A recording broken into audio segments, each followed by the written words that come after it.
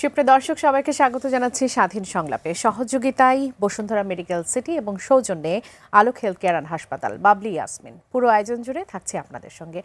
আজ আমার নির্ধারিত বিষয় নির্বাচনী কৌশল। এই বিষয়টি নিয়ে কথা বলবো। স্টুডিওতে আমার সঙ্গে সম্মানিত অতিথিরা উপস্থিত আছেন, পরিচয় করে দেব তাদের সঙ্গে। স্টুডিওতে আছেন সিনিয়র সাংবাদিক এম এ আজিজ, আপনাকে স্বাগত ভাইয়া। আছেন জাতীয় নাগরিক পার্টির যুগ্ম আহ্বায়ক মনিরা শারমিন, স্বাগত আপনাকে এই আয়োজনে। মূল আলোচনায় যেতে চাই, নির্বাচনী কৌশল নিয়ে আলোচনা করব। আমার শিরোনাম থেকে একটি শিরোনাম নিয়ে একটু শুরু করতে চাই। মনিরা শারমিন, আপনার কাছে শুরুতে আসি। আপনাদের একটি জরুরি সংবাদ সম্মেলন আজকে হয়েছে, আপনি সেখান থেকে এসেছেন। একটু জানতে চাইবো কেন এই জরুরি সংবাদ সম্মেলন, এবং আমি যে শিরোনামটি পড়ছিলাম যে বিএনপি ক্ষমতায় গেলে জুলাই সনদ বাস্তবায়ন করবে না, এটি আপনাদের কেন মনে হলো? ধন্যবাদ আপনাকে, যারা দেখছেন তাদের শুভেচ্ছা এবং আমার সহ-আলোচক আজিজ ভাইকে শুভেচ্ছা। দেখেন, বিএনপি তার কার্যক্রমে আমি যদি বলি যে এই আমরা যে সংস্কার নিয়ে যখন আলাপ আলোচনা করছিলাম, আমরা ঐকমত্য কমিশনে যখন আলাপ আলোচনা করছিলাম, তখন কিন্তু বিএনপি নিজেদের একটু সংস্কার থেকে বিরোধী বা সংস্কার আসলে শুধুমাত্র তাদের ৩১ দফার মধ্যে যা আছে সেটাই ইমপ্লিমেন্ট করবে। কিন্তু এই যে ঐকমত্য কমিশনের এই ৫ আগস্ট পরবর্তী সময় ৩০টিরও বেশি রাজনৈতিক দল যে আমরা একসাথে বসলাম, সেটার যে একটা ইমপ্লিমেন্টেশন, সেই জায়গাতে তাদের একটা অনাগ্রহ আমরা দেখেছি। এবং পরবর্তীতে যেটা হলো সেটা আলোচনার সময়টা জুড়ে তো দেখেছেন ৯ মাস ধরে, ওই সময়টাতে কোনো অনাগ্রহ দেখেছেন? হ্যাঁ, একেবারেই। মানে আমি ব্যক্তিগতভাবে এনসিপির পক্ষ থেকে যে সংস্কার সমন্বয় কমিটি আছে তার একজন সদস্য, সেই সুবাদে আমার যাওয়া হয়েছে অনেকবার এবং উপস্থিত থাকতে পেরেছি। তো সেই জায়গা থেকে আমি যেটা দেখেছি যে একটা বড় দলের যে একটা হম্বিতম্বি, সেটা হচ্ছে আসলে ওই ফোরামে দেখা যেত। বিএনপির পক্ষ থেকে সালাউদ্দিন ভাই বেশ এই যুক্তিতর্কে সালাউদ্দিন ভাই মেইনলি উনি আসলে প্রেজেন্ট করছেন। তো আমাদের একটা সময় আমাদের মনে হয়েছে এটা আসলে ঐকমত্য কমিশনের থেকে সালাউদ্দিন কমিশন বলা বেশি সমীচীন। কারণ দেখা যেত যে আমরা আসলে পুরো ফোরাম যুক্তিতর্ক করে একটা জায়গা যখন নিয়ে আসতাম, তখন শুধুমাত্র এই একটা কথা বলে যে বিএনপি এখানে আপনারা যারা আছেন কারোর সরকার চালানোর ক্ষমতা নেই, শুধুমাত্র বিএনপি সরকার চালানোর ক্ষমতা আছে, এই একটা কথা বলে পুরো ফোরামে ডিসিশন আসলে অনেকখানি দিয়ে দেওয়ার মতো এক ধরনের প্রবণতা ছিল বিএনপির পক্ষ থেকে। সেটা আমরা লক্ষ্য করেছি। এবং এই যে প্রত্যেকটি দলের আসলে একমত হওয়া এই ৫ আগস্ট পরবর্তী সময়, এটি আমাদের সবচেয়ে গুরুত্বপূর্ণ বিষয় ছিল। দেখেন, এই ৫ আগস্টের পরে এই নির্বাচনটা শুধুমাত্র আসলে ক্ষমতার পালাবদলের নির্বাচন হিসেবে দেখলে হবে না। এবং দেখেন, দুর্ভাগ্যজনক হলেও সত্য যে আমরা যে দলগুলোর যে আচার আচরণ দেখছি, সেটি কিন্তু কোনো পরিবর্তন দেখছি না। বাংলাদেশে যে একটা গণ অভ্যুত্থান হয়েছে, এবং আপনি চিন্তা করেন এটা সব জায়গায়, এটা আমার কাছে মনে হয় যে এই জায়গাতে আজকে আমাদের আশা, এবং আজকে যে প্রশ্নটি আপনি করলেন এটির যে প্রেক্ষাপটটা, সেটার জন্য আমার মনে হয় যে আমরা সবাই দায়ী এবং মিডিয়াও এটার জন্য দায়ী। ৫ আগস্ট পরবর্তী সময় যেই রাজনৈতিক দলগুলো, তাদের মুখে আপনি জুলাই গণ অভ্যুত্থানের কথা কতবার শুনেছেন? আস্তে আস্তে এটা কিন্তু নাই হতে চলেছে। এবং সংস্কার নিয়ে আমরা যত আলাপ আলোচনা করেছি, আমরা দেখছি যে বিএনপি ইশতেহার দিলেন গতকাল। তো সেই ইশতেহারও দেখলাম যে এই যে জুলাই সনদ, তো বিএনপি স্বাক্ষর করেছে, জামাত স্বাক্ষর করেছে, আমাদের কিছু অবজারভেশন ছিল, সেই জায়গা থেকে আমরা ওই সময় সেই দাবিগুলো তুলেছি। এবং পরবর্তীতে যখন আসলে অ্যাড্রেস করা হয়েছে, আমরা গণভোটের প্রচারণা করেছি এবং এখনো করছি। তো সেই জায়গা থেকে এই যে গণভোট, যেটা পাবলিক ম্যান্ডেট নেওয়ার একটা বিষয়, ৩০টিরও বেশি রাজনৈতিক দল যখন এই বিষয়গুলো নিয়ে আলোচনা করলো এবং মোটা দাগে ৪টি প্রশ্নে যখন তারা একমত হতে পারলো, এই সময় আমরা দেখলাম যে তখনও বিএনপির পক্ষ থেকে note of dissent and everything. তো তারপরেও কিন্তু নোট অফ ডিসেন্ট তো আসলে রাখা হয়নি। আরেকটি বিষয়, আপনি যখন বলছিলেন, আমি একটু বলি, সেটা হচ্ছে যে আপনি যখন বলছিলেন যে বিএনপির মধ্যে থেকে ওরকম আগ্রহ দেখা যায়নি, বা সংস্কার কমিশনকে সালাউদ্দিন কমিশন আপনারা মনে করেছেন, কিন্তু শেষ পর্যন্ত যেটি হলো যে সবাই কিন্তু জুলাই সনদে স্বাক্ষর করলো, শুধুমাত্র আপনারা ছাড়া। আপনারা আবার বলছেন যে বাকিরা আসলে সেভাবে আগ্রহ দেখায়নি, বা এটা আস্তে আস্তে মিলিয়ে গেছে সংস্কারের বিষয়টুকু। এটার জন্য কি এককভাবে কোনো দলকে দায়ী করবেন, নাকি মানে এর পেছনে আপনাদের অনাগ্রহ বা আপনাদেরও কি কোনো দায়বদ্ধতার জায়গা থেকে কোনো ত্রুটি বিচ্যুতি আপনারা দেখতে পান কিনা? দেখেন, আমি যদি বলি যে সংস্কারটা আসলে এই পর্যন্ত আনার পেছনে সবচেয়ে বেশি উচ্চকিত ছিল হচ্ছে একটি দল হিসেবে, সেটি হচ্ছে এনসিপি। এবং দেখেন, এনসিপির যেই ম্যান্ডেটগুলো নিয়ে এনসিপি আসলে যাত্রা শুরু করেছে, তার প্রথম বিষয়টাই হচ্ছে সংস্কার, বিচার সংস্কার এবং একটা নির্বাচন, যেটা আমরা বলেছিলাম গণপরিষদ নির্বাচন, কারণ এখানে সংবিধান সংস্কারের একটা জায়গা ছিল। তো সেই জায়গা থেকে এনসিপির ম্যান্ডেট যেহেতু সংস্কার, সেখানে এনসিপি সরে যাওয়ার কোনো যৌক্তিকতা নাই। যদিও এনসিপি নতুন রাজনৈতিক দল এবং এনসিপি কখনো সরকার চালায় না, এই ধরনের কথাবার্তা তো আছেই। তো বিষয়টা হচ্ছে যে এই যে একটা অনাগ্রহ আমরা দেখলাম, এবং পরবর্তীতে এই ইশতেহারের মাধ্যমে তারা আরো বেশি এটা প্রকট হিসেবে দেখালো যে জনগণের কাছে যে কমিটমেন্ট তারা দিচ্ছে। সেখানে দেখেন এই উচ্চ কক্ষের কথা, যেখানে কিন্তু তারা যে সিগনেচার করেছে সেখানে বলা হচ্ছে যে ভোটের ভিত্তিতে, ভোটের পার্সেন্টেজের ভিত্তিতে উচ্চ কক্ষ হবে, কিন্তু ওনারা ওনাদের ইশতেহারে বলছেন আসনের ভিত্তিতে। সুতরাং এই যে আমরা দেখেছি সংরক্ষিত নারী আসনের মতো আরো একটি সংরক্ষিত 100 জনের একটা উচ্চ কক্ষ হতে যাচ্ছে, এবং সেটা আসলে আমার মনে হয় যে জনগণের অর্থ গণভোটে যদি হ্যাঁ জয়যুক্ত হয় সেক্ষেত্রেও কি সেই সুযোগটা মানে বিএনপি যদি ক্ষমতায় আসে সেই সুযোগটা কি তাদের থাকবে? এই যে দেখেন, এটাই হচ্ছে আমাদের পাজলটা। এটার জন্যই আজকে আমাদের সংবাদ সম্মেলনে এই মন্তব্যটি করা যে বিএনপি সবসময়ই একটা অস্বচ্ছ এক ধরনের মন্তব্য করেছে এবং তাদের পজিশনটা স্পষ্ট ছিল না। সেই জায়গা থেকে তারা ইশতেহারে এক কথা বলছে, আবার তারা হলো জুলাই সনদে স্বাক্ষরও করেছে। সুতরাং স্বাক্ষর করলে গণভোটে যদি হ্যাঁ জয়যুক্ত হয়, তাহলে যদি বিএনপি জনগণের ম্যান্ডেটে ক্ষমতায় আসে তাহলে বাস্তবায়ন করার দায়ভার কিন্তু তার। তো সেই জায়গা থেকে আসলে তারা কোন পজিশনটা নিবে? তারা কি তাদের ইশতেহারে যে পজিশনটা নিয়েছে সেই পজিশনটা নিবে, নাকি আসলে তারা আসলে ইশতেহারে জুলাই সনদের কথাটা যেভাবে আসলে বিএনপি এনেছে সেটি আপনাদের কাছে মনে হচ্ছে না যে তারা আসলে না, তারা তো এটা একদম স্পষ্ট প্রতারণা করেছে। তাদের ইশতেহারে যে কথাটা বলছে যে উচ্চকক্ষ কেমন হবে, উচ্চকক্ষ কেমন হবে, এটা তো উই হ্যাভ ডিসাইডেড। আমি একটু এটা নিয়ে একটু আজিজ ভাইয়ের কাছ থেকে একটু শুনতে চাই। আজিজ ভাই, আপনার কাছে কি মনে হয় মানে বিএনপি এই জায়গাগুলো কেন পরিষ্কার করছে না? সংস্কারের বিষয় নিয়ে বাংলাদেশে আসলে গণঅভ্যুত্থানের পরে একটা দীর্ঘ সময় আমরা কিন্তু সেটার দিকে তাকিয়েছিলাম। সংস্কারের প্রত্যেকটা দিন যে কমিশনের বৈঠক হয়েছে সেটি মিডিয়া কিন্তু কাভারেজ দিয়েছে যতটা সম্ভব। আমরা প্রত্যেকদিন সেগুলো নিয়ে আলোচনাও করেছি, কবে কি নিয়ে কোন বিষয়টি আসছে। বিএনপির মধ্যে এই অনাগ্রহ কি আপনি দেখতে পাচ্ছেন, বা দেখলে আসলে তাদের ইশতেহারের মধ্যে তারা সংস্কারের কথা বলেছে যেটি আবার এনসিপির পক্ষ থেকে বলা হচ্ছে সেটি আসলে পর্যাপ্ত নয়? ধন্যবাদ আপনাকে, শারমিনকে ধন্যবাদ, এবং দর্শক শ্রোতা। দেখেন, আমি আগাগোড়ায় যে কথা বলেছি কথাটা একটু লম্বা, আমি সে কথাটাই বলি। দেখেন, এই সরকার একটা সাংবিধানিক সরকার, অর্থাৎ সংবিধানের 106 অনুচ্ছেদ অনুযায়ী এই সংবিধানকে সমুন্নত রাখার জন্য ওত নিয়েছে। অর্থাৎ এই সংবিধানের সাথে সাংঘর্ষিক মৌলিক কোনো বিষয়ে এই সরকারের সংস্কার করার অধিকারই নেই। হ্যাঁ, তো এখন আপনি যেটা বললেন, জুলাই সনদ তৈরি হলো, 30টা দল বসলো, নিবন্ধিত দল তখন ছিল 52টি। এবং আমি আগাগোড়াই বলছি যে এই যে 30টা দল বসতো, এই 30টা দলের অর্ধেক দলের চাইতে আমার পরিবারের সদস্য বেশি, ভোটার বেশি, আমি বলতে পারি। তো এখন এই 30টা দলের মধ্যে 5টি দল স্বাক্ষর করে নাই, 25টা দলের সনদ এক। আর ওইটা যে ঐক্যমত্য কমিশন যে বসছে সেটা কিন্তু লাইভ দেখানো হয়েছে, টেলিভিশনগুলো দেখাইছে, কে কি কথা বলেছে আমরা দেখেছি, আমি বিশেষ করে সবগুলোই দেখেছি। সালাউদ্দিন সাহেব যে আর্গুমেন্টগুলো করছে সবসময় দেখা গেছে কনস্টিটিউশনের উপরে, সংবিধানের উপরে দাঁড়িয়ে থেকে করছে। হ্যাঁ, এখন যে জুলাই সনদ, তারপরেও এই ইশতেহার, বিএনপির যে ইশতেহার দিল, সেই ইশতেহারে ওই অনুষ্ঠানেও আমি উপস্থিত ছিলাম। সেখানে বলা হয়েছে জুলাই সনদকে অগ্রাধিকার ভিত্তিতে বাস্তবায়ন করা হবে, এই কথাটা বলেছে। তার মানে অন্য যত সংস্কার আছে তার ভিতরে অগ্রাধিকার। মানে তারা কি শুধু মানে যখন বলার সময় হচ্ছে তখন বলছে, কিন্তু আচরণে বোঝা যাচ্ছে না বিষয়টা কি এরকম? মানে আচরণে বোঝা যাচ্ছে তারা নোট অফ ডিসেন্ট দিছে, এগুলা আচরণ না। আমি বুঝতে পারি, নিজেই পরিষ্কার বলি যে 25টা দল 30টা দল বসছে, সবার নীতি আদর্শ আলাদা, তা না? তো সব দলকে একমত করা এটাই একটা অবৈজ্ঞানিক প্রচেষ্টা। এখন নোট অফ ডিসেন্ট আপনার বিএনপি দিছে, জামাতও দিছে, এনসিপিও একটা দিছে।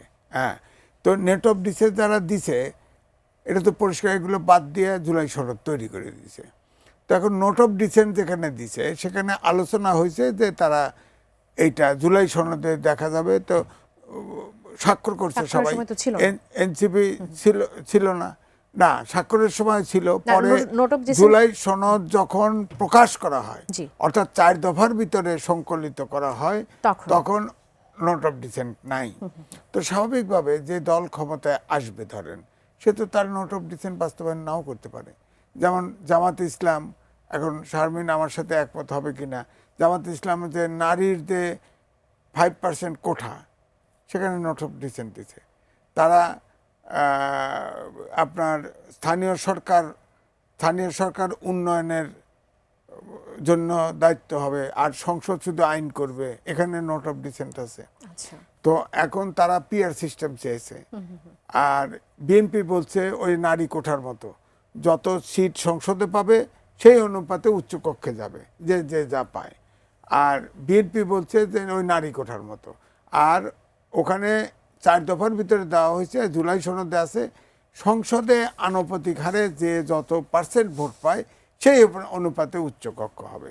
আমি ব্যক্তিগতভাবে আনুপাতিক হারেরটা সমর্থন করি, এটা ঠিক আছে। কিন্তু আমার বক্তব্য যে বিএনপি তো এটা অপোজ করেছে। হ্যাঁ, যে অপোজ যদি করে, সে তো, আমি তো মনে করব যদি এইটাতে এখন যদি ইশতেহারে না রাখে, এটা তো তারা ভুল করে নাই, তারা ট্রান্সপারেন্ট, তারা সত্য যেটা রাখবেন না সেটা পরিষ্কার বলছে।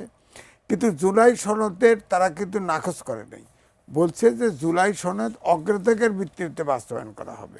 অর্থাৎ জুলাই সনদ অগ্রাধিকার, এখানে অগ্রাধিকার শব্দটা আমরা এভাবে করতে পারি যে এর ভিতরে যে যে জিনিসটা গুরুত্বপূর্ণ তাদের কাছে মনে সেটাকে হবে আমরা এটা প্রথম প্রায়োরিটি তারা নিয়ে আসবো। করবে। তো আমার বক্তব্য হচ্ছে যে এই জুলাই সনদে এনসিপি স্বাক্ষর করে নাই, তখন আমরা যে শুনেছি যে তারা আইনি ভিত্তি চেয়েছে, আইনি ভিত্তি। তো কেয়ারটেকার অর্থাৎ অন্তর্বর্তীকালীন সরকারের পক্ষ থেকে এই টোটাল সংস্কার ছিল 40টা, মৌলিক সংস্কার হলো 30টা এসে দাঁড়াইছে।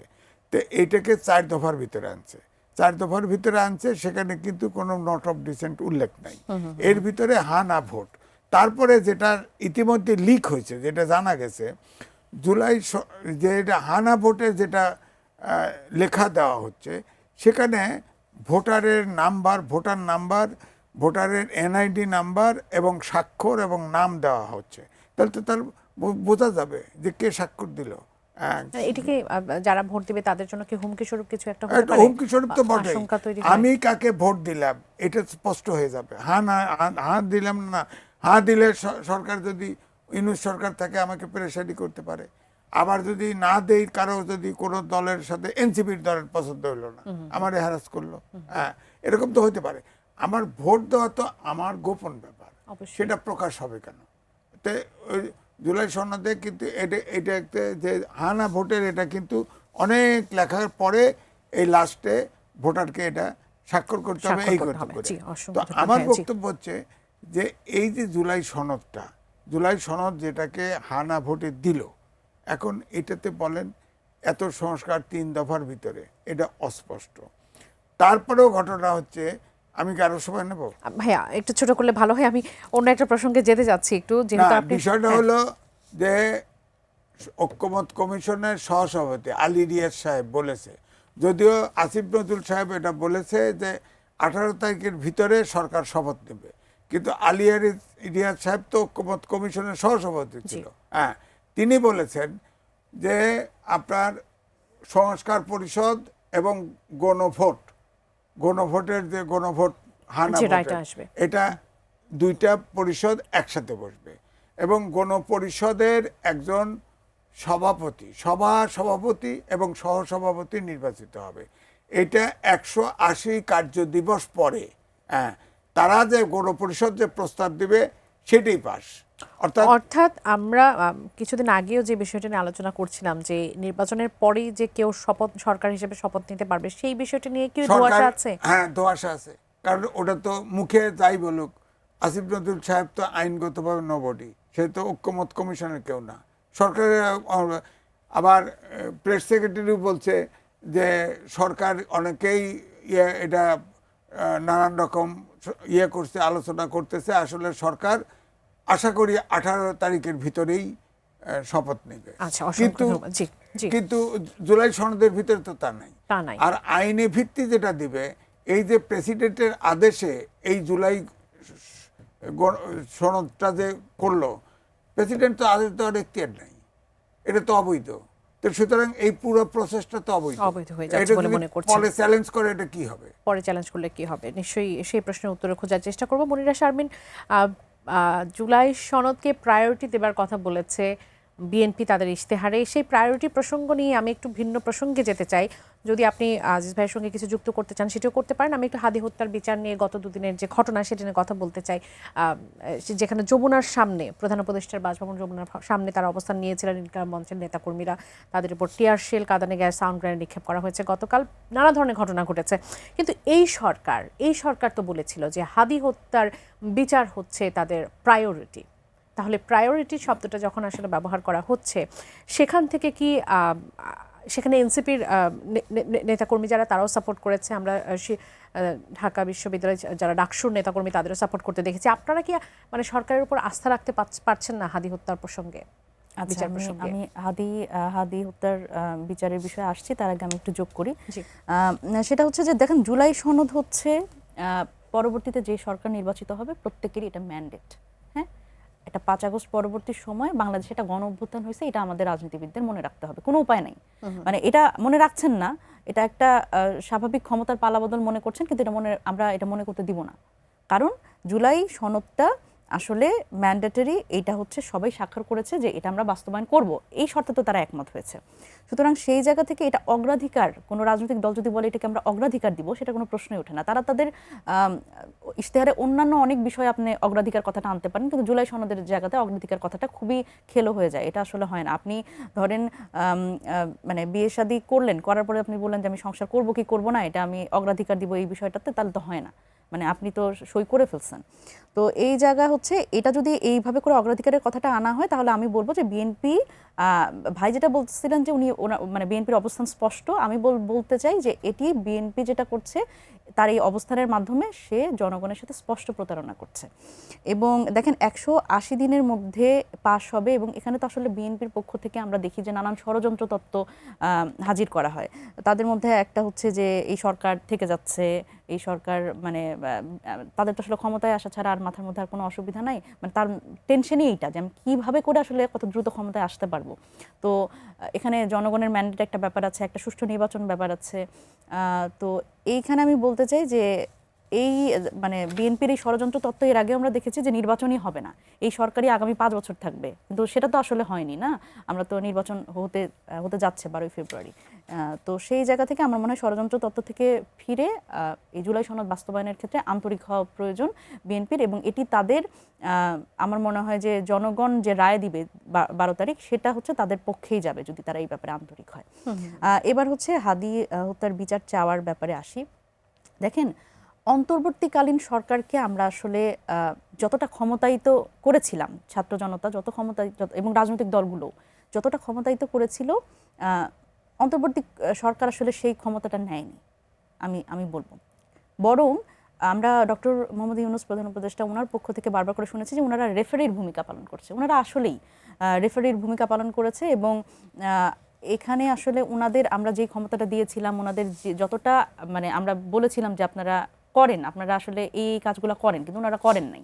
এখন রেফারিরও কিন্তু একটা ভূমিকা থাকে খেলার মাঠে, কিন্তু আমার মনে হয়েছে যে ওনারা নিষ্ক্রিয় রেফারি, মানে যার কোনো ভূমিকা, রেফারির ভূমিকাটাও পালন করেননি ওনারা। তো এই জায়গা থেকে আমি হাদির হত্যার বিচার নিয়ে যদি বলি, সেটা হচ্ছে এটি আসলে যতটা না সরকারের কাজ, আমার কাছে মনে হয়েছে এটা তার থেকে অনেক বেশি রাজনৈতিক। এই সরকারটি এই কারণেই হাদি হত্যার বিচার করতে পারবে না, কারণ এটি রাজনৈতিক সরকার না। এবং দেখেন বাংলাদেশে, তার মানে আপনারা সরকারের আগ্রহটা দেখতে পাচ্ছেন যে তারা করতে চায়, কিন্তু তারা করতে পারবে না। আচ্ছা, কারণ হচ্ছে দেখেন, হাদির যারা হত্যাকারী তাদের তো শনাক্ত করা গেছে সিসিটিভি ফুটেজ নিয়ে, তারা কোন দিক দিয়ে পালিয়ে গেছে সেটাও শনাক্ত করা গেছে, এবং এই জায়গা থেকে তারা এখন কোথায় পালিয়ে আছে সেই জায়গাটাও কিন্তু আমরা মানে আমরা জানি, সেটা শনাক্ত করা গেছে। তাহলে এরা যে আসলে মানে ধরা পড়ছে না, এটা আসলে কেন? এবং দেখেন বাংলাদেশের যে গোয়েন্দা সংস্থা আছে তারাও তো আসলে এই বিষয়গুলো জানে। তো সেই জায়গা থেকে এই জন্য আমি বলতে চাই যে অন্তর্বর্তীকালীন সরকার আসলে হাদি হত্যার বিচার আন্তরিক হলেও তারা করতে পারবে না। এই প্রশ্নটি এখন রাজনৈতিক জায়গায় চলে গেছে। দেখেন, হাদি হত্যার বিচার নিয়ে যখন আমরা আসলে মাঠে নামছি, যখন আসলে শাহবাগে আমরা কথা বলছি, ডাকসুর যারা আছে তারা এসছে, এবং ইনকিলাব মঞ্চ এসছে, এনসিপির পক্ষ থেকে আমরা গেছি, কিন্তু দেখেন কোনো বড় রাজনৈতিক দলের নেতারা কি সেখানে গেছে? আমি মনে করি নির্বাচনের পরে আরও একটা বিষয় বাংলাদেশে এই মুহূর্তে ঐক্য হতে পারতো, সেটা হচ্ছে হাদি হত্যার বিচার। সব রাজনৈতিক দল, কারণ এটা তো আসলে সবারই মানে চাওয়ার বিষয়। এবং এমন একটি সময়ে আমরা একটা তরুণ রাজনীতিবিদ যে আসলে ঢাকা ৮ আসনে নির্বাচন করতে চাইলো, তাকে আমরা হারালাম। তো এটা হচ্ছে আমাদের জন্য, প্রত্যেকটি রাজনৈতিক দলের জন্য একটা বড় থ্রেট। দুজন দর্শক আছেন, জি আমি একটু তাদের প্রশ্ন নিতে চাই। দর্শক স্বাগত জানাই, কে বলছেন, কোথা থেকে বলছেন, আপনার প্রশ্নটি করবেন। আমি মোহাম্মদ আলমগীর হোসেন। আর প্রশ্নটা হলো সাংবাদিক এম.এ. আজিজ স্যারের কাছে। আমরা বিগত দিনে দেখলাম অনেকগুলো রাজনৈতিক দলের বিভিন্ন আন্দোলন হইলো, বিভিন্ন সংগঠন, বিভিন্ন পেশাজীবী হইলো। তো এইখানে যে বড় রাজনৈতিক দলগুলো, তারা কিন্তু এই সমস্ত আন্দোলন সমাধানে কোনো উদ্যোগী হলো না। আরো দেখা গেল এই রাজনৈতিক দলগুলোই কিন্তু বিভিন্ন সময় আন্দোলন করলো, এনসিপিও করলো, বিএনপিও করলো, অনেক দলই করলো। এখন এইভাবে যদি চলতে থাকে, ধরেন চোখের সামনে একটা রাজনৈতিক দল নিষিদ্ধ হইলো, তখন বিএনপি বললো যে আমরাই তো আগে বলছি নিষিদ্ধ হওয়ার জন্য, কিন্তু পরবর্তীতে কিন্তু এখন বলতেছে যে আমরা কোন রাজনৈতিক দলের নিষিদ্ধের পক্ষে না। এখন এই প্রত্যেকটা বিষয়ে যদি মানে এই যে আমাদের রাজনৈতিক দলগুলো, তারা কি আরো ভূমিকা রাখার প্রয়োজন ছিল কিনা, বিশেষ করে বিএনপি বা এনসিপি, তারা উদ্যোগী হইলে হয়তো বা এই ইনকিলাব মঞ্চের আন্দোলন, এই যে সরকারি কর্মকর্তাদের আন্দোলন, এই আন্দোলনগুলো কিন্তু আরো খুব সহজে সমাধান করা সম্ভব হতে বলে আমি মনে করি। অসংখ্য ধন্যবাদ, থাকুন আমাদের সঙ্গে। আরো একজন দর্শক আছে, তার প্রশ্নটি নিতে চাই। দর্শক স্বাগত জানাই, কে বলছেন, কোথা থেকে বলছেন, আপনার প্রশ্নটি করবেন। জি, আসসালামু আলাইকুম। জি ওয়ালাইকুম সালাম। আমার নাম মনির হায়দার। জি বলুন। আমার প্রশ্ন রয়েছে এনসিপির নেত্রীর কাছে, যে ওনারা সবসময় 24শে 5 আগস্টের আগে এবং পরে সবসময় ফেসিস্ট বলে আওয়ামী লীগকে ইয়ে করতেন, কিন্তু আজকে জামাতের আমির শেখ মুজিবুর রহমান সাহেবকে নিয়ে কি সুন্দর একটা বক্তব্য দিলেন, অবদানের কথা। এখন ফেসিস্ট কে Awami League fascist, NCP fascist আর জামাত ফেসিস্ট? কারণ জামাতকে নিয়ে ওনারা এখন ঘর করতেছেন। জামাত আজকে যদি তার গিয়ে এই কথা বলতেন, তাহলে এতক্ষণে আপনার তো অনেক কিছু হয়ে যেত, যে আওয়ামী লীগকে পুনর্বাসন করে ফেলছে, এই করতেছে সেই করতেছে। এনসিপি তো দুর্নীতিতে আছেন, আর এনসিপি শুরুতেই তো ওদের মানে জামাতের সাথে যে ওরা ওদেরটা 12টা বেজেছেন, ওটা ওদের পার্সোনাল ব্যাপার। সেকেন্ড প্রশ্ন রয়েছে, উনি বারবার বলতেছেন আপনার জুলাই সনদ নেই। উনি জুলাই সনদে কি বুঝলেন? যদি মনে করেন আমি জুলাই সনদে না ভোটে যাওয়া যুক্ত হলো, তখন কি করবেন? এটা কি কিছু ফরম্যাট আছে? আর বিএনপি আজ থেকে 8 বছর আগে সম্ভবত 31 দফা দিয়েছে, তাদের ওই দফাটা কি হবে? ওই দফাতে কি হবে? তাহলে এইগুলো না বলে ওনার সুষ্ঠু একটা রাজনীতি করতো, তাহলে আজকে এনসিপি একটা পজিশনে যাইতো। কিন্তু এনসিপি জন্ম থেকেই মৃত্যু হয়ে গেল আমার মনে হচ্ছে। আজিজ ভাই, আমার প্রথম দর্শক আলমগীর হোসেন, তিনি প্রশ্ন করেছেন যে বাংলাদেশে 5 আগস্টের পর থেকে অনেকগুলো আন্দোলন হয়েছে, সেখানে পেশাজীবী সংগঠনের আন্দোলন হয়েছে। আমাদের দেশে তো দায়িত্বশীল কিছু দল আছে, তারা মনে করতেন, যেটি বিএনপির কথা বলেছেন, এনসিপির কথা বলেছে, তারা চাইলে, তারা তো এই মানে এই আন্দোলনগুলোতে তারা নিজেরাও অনেক সময় আন্দোলন করেছেন, কিন্তু তারা চাইলে তো এই আন্দোলনগুলো আসলে রুখতে পারতেন, বা এই আন্দোলনগুলো যাতে না হয় সেই ব্যবস্থা নিতে পারতেন। আবার তিনি বলেছেন যে দলের কার্যক্রম নিষিদ্ধের ব্যাপারে বিএনপি দুইটা অবস্থান নিয়েছে। প্রথমে বলেছে যে না, আমরা চেয়েছি বলেই নিষিদ্ধ হয়েছে, পরবর্তীতে গিয়ে বলেছে যে না, আমরা আসলে কোনো দলকে নিষিদ্ধ হওয়ার পক্ষে না। দলগুলো কেন মানে এরকম রেসপন্সিবল দায়িত্ব কেন নিতে পারে না? দেখেন, আমি নিষিদ্ধর কথা আগে বলি। ধরেন যখন 5ই আগস্টে পরিবর্তন হলো, এটা সাংবিধানিক সরকার, সংবিধানের অনুযায়ী 30 দিনের পরে ইলেকশন দিতে হয়, কোনো কারণে না হলে 60 দিন। ধরেন 60 দিন পরেও যদি ইলেকশন দিতেন, আওয়ামী লীগের বিরুদ্ধে যে হেট্রেটটা ছিল, আওয়ামী লীগ কয়টা সিট পেত? 5টা, 10টা, 15টা, এর বেশি পেত না। এখন তো আওয়ামী লীগের মনে করা হচ্ছে যে আওয়ামী লীগে অপ্রেসড এবং তাকে চাপ দিয়ে রাখা হয়েছে, এই জন্য আওয়ামী লীগের যারা সমর্থক তারা এখন সক্রিয়। সুতরাং 1, 2 হলো, গণতন্ত্র যদি চান তাহলে কোনো দলকে আপনি নিষিদ্ধ, একটা গণতান্ত্রিক দেশে অন্য একটি দল নিষিদ্ধ চাইতে পারে না, সেটা আইন অনুযায়ী ব্যবস্থা নিতে পারে। তবে আওয়ামী লীগের ক্ষেত্রে যেটা গণহত্যা করেছে, এটা কিন্তু ফ্যাসিস্ট তকমা। ফ্যাসিস্টদের কিন্তু এই মুহূর্তে যে আপনার ফার্স্ট ইলেকশনেই জায়গা দেওয়া, এটা কিন্তু অনেকেই দ্বিমত করবে। কারণ ফ্যাসিস্ট তো, তার তো কিছু শাস্তি হয়, বিচারের সামনে দাঁড়াতে হবে, বিচার অনুযায়ী হয়তো এও হতে পারে তো বিচারের শেষ সীমায় গিয়ে আওয়ামী লীগ একটা সন্ত্রাসী সংগঠন বিচারে আসতে পারে, আওয়ামী লীগ তো নিষিদ্ধ হতে পারে। কিন্তু রয়টার্সের ইন্টারভিউতে জনাব তারেক রহমান বিএনপি চেয়ারম্যান যিনি এখন, তিনি বলেছেন যে শেখ হাসিনার সন্তানরা যদি চায়, জনগণ যদি তাদের গ্রহণ করে, তাহলে জয় এবং পুতুলের কথা বলেছেন যে তারা বাংলাদেশে এসে আসলে রাজনীতি করতে পারে। এই বিষয়টি নিয়ে আসলে কি না বলবেন? দেখেন, রাজনীতি আওয়ামী লীগ কার কোথাও উনি তো নেতা সিলেক্ট করে দিতে পারে না। একটা প্রশ্ন উঠছিল যে রিফাইন আওয়ামী লীগ হবে একটা, মানে নির্দোষ লোক নেতৃত্ব দিয়ে কয়েকজনকে স্টেপও নিয়েছে, তাদের বিরুদ্ধে মামলাও হয়েছে, তারা কিন্তু আবার ইয়েতে চলে গেছে, আড়ালে চলে গেছে। সুতরাং এখনো হয়তো নির্বাচনের পরে হয়তো বা এরকম একটা রিফাইন আওয়ামী লীগ যদি হয়, হ্যাঁ, তাহলে হয়তো আবার সক্রিয় হতে পারে। অনন্তকাল তো আপনি তাদেরকে এরকম তাদের অ্যাক্টিভিটিস নিষিদ্ধ করে রাখতে পারবেন না, তাদের তো সমর্থক আছে। এখন ধরেন বিচারে যদি কিছু হয়ে যায়, নিষিদ্ধ হয়, তাহলে আরেকটা বিচার দিয়ে এটাকে সমাধান করতে হবে, বিচার দেখতে হবে যে গণহত্যার দায় কতটুকু নিল আওয়ামী লীগ। দায় তো আওয়ামী লীগ স্বীকার করছে না, সুতরাং তারা ইন অ্যাবসেন্সিয়া বিচার হতে পারে, তার উপস্থিতিতেও হতে পারে, দলের পক্ষে যদি কেউ প্লিড করে করতে পারে, তো সেটা আইনের কাছে ছেড়ে দেওয়া। তবে আমার বক্তব্য হচ্ছে গণতান্ত্রিক দেশে গণতন্ত্র যদি চাই, হ্যাঁ, তাহলে কোনো দলকে, কোনো গণতান্ত্রিক দল আরেকটা দলকে নিষিদ্ধ অসংখ্য চাইতে ধন্যবাদ। পারে না। মনিরা শারমিন, আপনার কাছে আসি। আমাদের আরেকজন দর্শক ছিলেন মনির হায়দার, তিনি আক্ষেপ করে বলেছেন যে এনসিপি তো আসলে আওয়ামী লীগকে ফ্যাসিস্ট বলছে, জামাত এনসিপি তারা হচ্ছে বিভিন্ন জনকে বিভিন্ন সময় ফ্যাসিস্ট বলছে, কিন্তু জামাতের আমির আজকে তো শেখ মুজিবকে নিয়ে কিছু ভালো ভালো কথা বলেছেন। বিএনপি যদি এ ধরনের কথা বলতো তাহলে তো আপনারা বিএনপিকে ফ্যাসিস্ট তকমা দিতেন, এরকম কেন? দেখেন, এখন এই বিষয়টা হচ্ছে জামাতের আমির বলেছে। আমার মনে হয় যেখানে জামাতের পক্ষ থেকে কেউ থাকলে এই উত্তরটা আসলে ভালো মতো দিতে পারতো।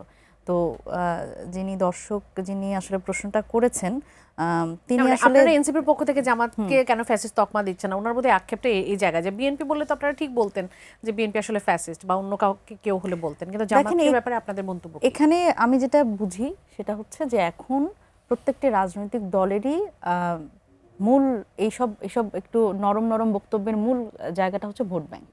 একদম সহজভাবে যে আওয়ামী লীগের ভোট ব্যাংক কে কতটা নিজের দিকে টানতে পারে। দেখেন, এইটা আমার যিনি সম্মানিত দর্শক যিনি বলছেন, উনারও আবার একপাক্ষিক একটা বিষয় আছে। উনি আবার এটা জামাতের বিষয়টা দেখতে পান। আবার আজকে কিন্তু বিএনপির চেয়ারম্যান তারেক রহমান যেটা বলেছেন যে সজীব ওয়াজেদ জয় এবং পুতুল ওনাদের আবার রাজনীতিতে পুনর্বাসন করা, এটি আবার উনি শোনেন নাই হয়তো। দেখেন, এইটা হচ্ছে আমরা আজকেও আমাদের বক্তব্যে বলেছি, সেটা হচ্ছে যে তারেক জিয়ার আজকের এই বক্তব্য আমাদের মনে করিয়ে দেয় যে বিএনপির যে একটা ঐতিহাসিক ভুল ছিল, সেটা হচ্ছে কি বলেন তো, যে জিয়াউর রহমান উনি অত্যন্ত শ্রদ্ধার ভাজন মানুষ আমাদের কাছে, কিন্তু উনি কিন্তু ওনার জায়গা থেকে একটা ভুল করেছিলেন, সেটা হচ্ছে শেখ হাসিনাকে রাজনীতিতে নিয়ে আসা। এবং সেটার কারণে দেখেন বিএনপি কিন্তু 17 বছর ক্ষমতা থেকে বাইরে ছিল। এবং দেখেন, এখন যদি তারেক রহমান এই নরম নরম বক্তব্যের মাধ্যমে আবার আওয়ামী লীগকে প্রাসঙ্গিক করার চেষ্টা করে, এবং আওয়ামী লীগের যারা প্রতিনিধিত্ব, আমি যদি বলি যে সজীব ওয়াজেদ জয় এবং হচ্ছে পুতুলকে, তাদের যদি আবার বাংলাদেশের রাজনীতিতে এস্টাবলিশ করার চেষ্টা করে, সেটা আমার মনে হয় যে বিএনপির আবার আরেকটা ঐতিহাসিক ভুল করতে যাচ্ছে বলে আমি মনে করি। এবং দেখেন, এই বিষয়গুলো, এই বক্তব্যগুলো কিন্তু আমরা তারেক রহমানের কাছ থেকে এর আগেও শুনেছি। তারেক রহমান এর আগেও যখন বিবিসির সাথে কথা বলেছেন, বক্তব্য দিয়েছেন, সেই ইন্টারভিউ আমরা শুনেছি যে কোনো দল তারা নিষিদ্ধ করতে চান না। এবং দেখেন, এই যে আওয়ামী লীগকে নিষিদ্ধের জন্য আমরা কিন্তু রাস্তায় নামলাম, আমরা আন্দোলন করলাম, এটা কিন্তু আপনি যদি দেখেন যে নাজি পার্টিও তো এই গণহত্যার সাথে জড়িত। আপনি কি মানে নাজিরা রাজনীতি করার জন্য সবাই কি অন্যান্য রাজনৈতিক দলগুলো কি তখন ধর্ণা ধরছে নাকি?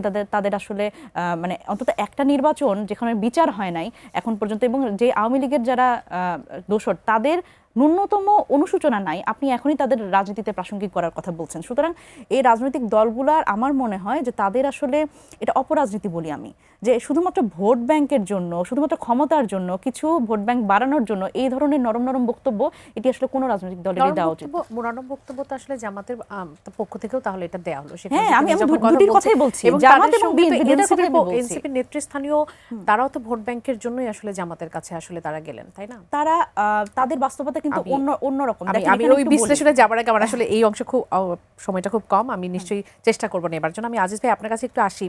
নির্বাচনে একেবারে নাকের গোড়ায়, মাত্র 5 দিনের মতো সময় আছে। গত 2 দিনের ঘটনা, এক হচ্ছে সরকারি চাকরিজীবী যারা, তারা পে স্কেলের গেজেট প্রকাশের দাবিতে তারা এক ধরনের বিক্ষোভ প্রদর্শন, তারা আন্দোলন করলো এবং সেই সাথে হাদি হত্যার বিচারের দাবিতে ঘটনাগুলো প্রত্যেকটাই আপনি দেখেছেন।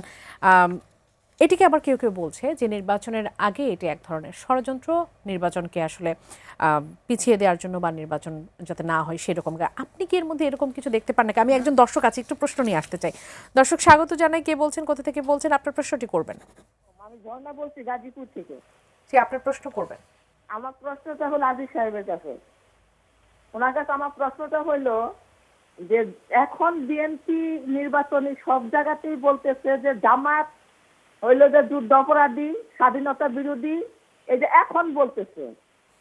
শেখ মুজিবুর রহমান মরার পরে জিয়াউর রহমান ক্ষমতা নিয়ে পাকিস্তান থেকে ওদেরকে আইনে এই দেশে পুনর্বাসন করলো।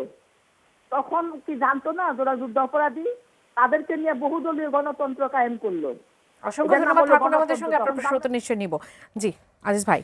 না, ব্যাপারটা হলো যে এই সরকার প্রায় শুরুর থেকে আপনি খেয়াল করে দেখেন মব সন্ত্রাসের কবলে পড়ে হ্যান্ডেল করতে পারে নাই, এবং প্রায় 150-র মতো আন্দোলন হয়েছে, সেই আন্দোলনগুলো প্রপারলি মীমাংসা করতে পারে নাই। এখন সর্বশেষ দুটা যে হলো, একটা হলো হাদির ইস্যু, আর একটা হলো কর্মচারীদের পে স্কেলের নবম গেজেট প্রকাশের জন্য। এখন একটা আসেন হাদি হত্যাকাণ্ডের যে মূল খুনি, তাকে ধরতে পারলো না, বাংলাদেশে ছিল, সে কিন্তু অস্ত্র আইনে গ্রেপ্তার ছিল, জেলখানায় ছিল। এই সরকারের সময়ে কিন্তু সে মুক্তি পায়, এবং আপনার হাদিকে হত্যা করার আগ মুহূর্তে কিন্তু গণ অধিকার পরিষদের সাধারণ সম্পাদক রাশেদ সাহেব বলছিল 50 জন প্রার্থী আপনার টার্গেট কিলিং হতে পারে। তো তাকেও তো জিজ্ঞেস করা যেত, তার কাছে তথ্য আছে, হ্যাঁ তথ্য আছে। যাই হোক, এখন হাদি একটা সফট টার্গেট ছিল, অর্থাৎ পায়ে হেঁটে ব্যতিক্রম ধর্মী। বাকিরাও তো পায়ে হেঁটে, যে এনসিপি যারা নির্বাচন করছেন তারাও তো এখনো তো খোলা ভাবে চলাফেরা করছেন, তাদের কোনো গার্ড নেই, তারা পায়ে হেঁটে চলছেন। তখনকার পরিস্থিতিটা একটু ভিন্ন ছিল। এখন কিন্তু গার্ড প্রায় ক্যান্ডিডেটকে দেওয়া হয়েছে, আমি তো দেখি টকশোতেও আসে, দেখি। নাসিরউদ্দিন পাটোয়ারি যখন গিয়ে ভোট চাচ্ছেন বিভিন্ন জায়গায়, আমরা তো তার সঙ্গে কোনো গার্ড দেখতে পাচ্ছি না। আছে, হয়তো গাড়িতে দাঁড়ায় আছে, বডিগার্ড আছে, হ্যাঁ, বা তারা তো এনসিপির যারা মূল নেতা, তারা তো একটু ওরকম আছেই, এরকম ভাবে বলে। তো যাই হোক, সেটা না, ব্যাপারটা হলো যে এই হাদি হত্যা তো মূল আসামি ধরা পড়লো না, ধরতে পারলো না, তারপরে চার্জশিট দিল, আবার হাদি হত্যার পক্ষ থেকে নারাজি দেওয়া হলো। তাহলে এখন তারা যে আন্দোলনে নামলো, এটা তো যৌক্তিক, তারা তো নামবেই, ইনকিলাব মঞ্চ যে নামছেন বলবেই, কিন্তু প্রশ্ন হচ্ছে যে তাদেরকে আক্রমণ করা হয়েছে, তাই তো? হ্যাঁ, কিন্তু ওইখানে ডিএমপি অ্যাক্ট অনুযায়ী সভা সমাবেশ নিষিদ্ধ করা আছে। তো পুলিশ কি করবে? পুলিশ তো ওটা ডিসপাস করবেই, সেটা করছে। এখানে যেটা হলো, এখন ইনকিলাব মঞ্চ থেকে বলা হয়েছে যেহেতু তারা পারে নাই বিচার করতে, তারা জাতিসংঘের মাধ্যমে বিচার চাইছে, তদন্ত চেয়েছে, এটা আগের চাওয়া ছিল, এটা নতুন চাওয়া, নতুন করে আবার আসছে। কিন্তু প্রশ্ন হচ্ছে, সেটা তো ইউনূস সাহেব ইচ্ছা করলে এটা হেল্প করতে পারতো, তাদের ডেকেও বলতে পারতো প্রতিনিধির যে ওটা তো একটা প্রসেস আছে, অনুমোদন লাগবে, সুতরাং আমরা চাচ্ছি। তারা রবিবারই সম্ভবত জাতিসংঘের সঙ্গে যোগাযোগ করবে। মুনিরা শারমিন, একটু একটা বিষয় নিয়ে কথা বলতেই হয়, ইসির সঙ্গে আপনাদের বৈঠক ছিল। একজন ব্যক্তি, একটি ঘর এবং একটা নাম সর্বস্ব এনজিও পাশা, যেটিকে নিয়ে এখন বিতর্কে তৈরি হয়েছে, তারা 10,000 নির্বাচন পর্যবেক্ষক দিচ্ছে এবং 19% ইসির 19% তারা বরাদ্দ পেয়েছে। এই বিষয়টিকে আসলে কিভাবে দেখবেন? দেখেন, এটি মানে খুবই অ্যালার্মিং একটা বিষয়। সেটা হচ্ছে যে এই যে পর্যবেক্ষক সংস্থা, এদের কিন্তু একটা খুব গুরুত্বপূর্ণ ভূমিকা আছে নির্বাচনের দিন। নির্বাচনের দিন এই পর্যবেক্ষক সংস্থায় যারা আছেন তারা কিন্তু মুভ করতে পারবেন, তাদের একটা কার্ড থাকবে, তারা নির্বাচনের দিনে ভোট কেন্দ্রগুলোতে মুভ করবেন এবং বুথ পর্যন্ত তাদের অ্যাক্সেস আছে, এবং এই বুথে আসলে তারা কোনো অসংলগ্নতা দেখলে তারা কিন্তু রিপোর্ট করতে পারবেন পর্যবেক্ষকদের, এবং তারা ব্রিফ করে জানাতে পারবেন, এবং রাজনৈতিক দলগুলোর সাথেও তাদের এক ধরনের লিয়াজও আছে, তারা কিন্তু তাদেরও জানাইতে পারবেন। সুতরাং সেই জায়গা থেকে এত গুরুত্বপূর্ণ একটা দায়িত্ব, সেখানে এই ধরনের নাম সর্বস্ব একটা অর্গানাইজেশনকে কিভাবে করে এত বরাদ্দ দেওয়া হলো, এবং তাদের আসলে সেটার জন্য মানে অ্যাক্রেডিটেশন কার্ডও দিয়ে দেওয়া হলো, এই জিনিসটা হচ্ছে আমাদের কাছে খুবই বিস্ময়কর ব্যাপার ছিল। এবং আমরা যখন এটা জানার পরেই কিন্তু আমরা ইলেকশন কমিশনের সাথে যোগাযোগ করি, যোগাযোগ করে আমরা এই ব্যাপারে অভিযোগ করি। তো সেই জায়গা থেকে আজকে তো তার এটির ব্যাপারে একটি সুরাহা হয়েছে, এটি তাদের বাতিল হয়েছে। বাতিল হয়ে গেছে। জি। অসংখ্য তো ধন্যবাদ। সেই আজিজ জায়গা ভাই, থেকে। আপনি এটা নিয়ে কথা বলতে চাইবেন কিনা? বিরতির আগে একজন দর্শক ছিলেন ঝর্ণা, তিনি প্রশ্ন করেছিলেন জিয়াউর রহমান পাকিস্তান থেকে ডেকে এনে জামাতের আসলে নেতাকর্মীকে, তখন তারা তো মানবতা বিরোধী অপরাধী ছিল, যুদ্ধাপরাধী ছিল, তাদেরকে রাজনীতিতে পুনর্বাসন না করেন। ঠিক আছে, কিন্তু তখন তার আগে আওয়ামী লীগ সহ সব দল নিষিদ্ধ ছিল বাকশালে। তখন জিয়াউর রহমান বহুদলীয় গণতন্ত্র ওপেন করে। তখন যতগুলো দল তখন ছিল নিবন্ধিত দল সবগুলোতে ওপেন। শেখ হাসিনাকে বিদেশ থেকে ডেকে এনে বলবো না, মানে তাকে সুযোগ সুযোগটা তৈরি করে করে দিয়েছেন। দিয়েছে, সব দলকে সুযোগ করে দিয়েছে। এই জন্যই হয়তো কারো বিএনপি একটু পক্ষে- বেশি উদার টাইপের দল, মানে না, সবাইকে সুযোগ উদার তৈরি- তো মধ্যপন্থা দল তো বটেই। জি। বিএনপি তো মধ্যপন্থা দল, মধ্যপন্থা এবং জাতীয়তাবাদী দল, এতে কোনো সন্দেহ নেই। মধ্যপন্থা দল তো দরকার আছে বাংলাদেশে। কোনো রেজিমেন্টেড পার্টি তো ভালো করতে পারে না। রেজিমেন্টেড পার্টি তো ওই যে প্রশ্নটা আনছে, যখন রেজিমেন্টেশন হয়ে যায় পার্টি, ধরেন শেখ হাসিনা ফ্যাসিস্ট হয়ে বিদায় নিল, ধরেন শেখ মুজিব, তিনি তো সব দল ভেঙে একদল করে দিয়েছিল, আওয়ামী লীগ সহ নিষিদ্ধ করছিল, কিন্তু ফাইনালি তো হলো না। জি, তো ভাইয়া, এই জন্যই অসংখ্য বলি ধন্যবাদ। যে জি। মধ্যপন্থী গণতান্ত্রিক দলই ভালো। অসংখ্য ধন্যবাদ আজিজ ভাই, ধন্যবাদ মনিরা শামীম, আপনাদের দুজনকে এই আয়োজনে যুক্ত হওয়ার জন্য। দর্শক, এতক্ষণ আপনারা যারা ছিলেন, আগামী স্বাধীন সংলাপ দেখার আমন্ত্রণ জানিয়ে আজ এখান থেকে বিদায় নিচ্ছি। সঙ্গে থাকার জন্য ধন্যবাদ। শুভরাত্রি।